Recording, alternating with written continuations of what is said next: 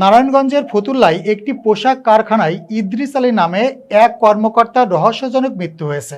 সে সোনারগাঁও উপজেলার পৌরসভার লালের বাড়ি এলাকায় আবুল কাশেমের ছেলে ও কারখানার সুতার গোডাউনে এজিএম হিসেবে কর্মরত ছিলেন। প্রতিনিধি এস এম শাহিন জানান, মঙ্গলবার দুপুরে পশ্চিম মাজদাইর এলাকায় ফারিয়া নিট টেক্সটাইল নামে কারখানার সুতার গোডাউনের ভেতর থেকে ঝুলন্ত অবস্থায় নিহতের মরদেহ উদ্ধার করে পুলিশ।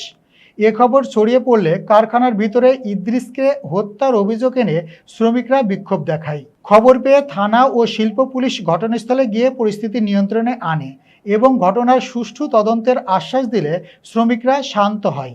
ফতুল্লা মডেল থানার অফিসার ইনচার্জ মাহবুবুর রহমান জানান, ঝুলন্ত অবস্থায় নিহতের মরদেহ উদ্ধার করে ময়নাতদন্তের জন্য নারায়ণগঞ্জ জেনারেল হাসপাতালের মর্গে পাঠানো হয়েছে।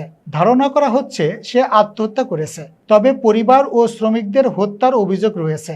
এটি হত্যা না আত্মহত্যা ময়নাতদন্তের রিপোর্টের পর বিস্তারিত বলা যাবে।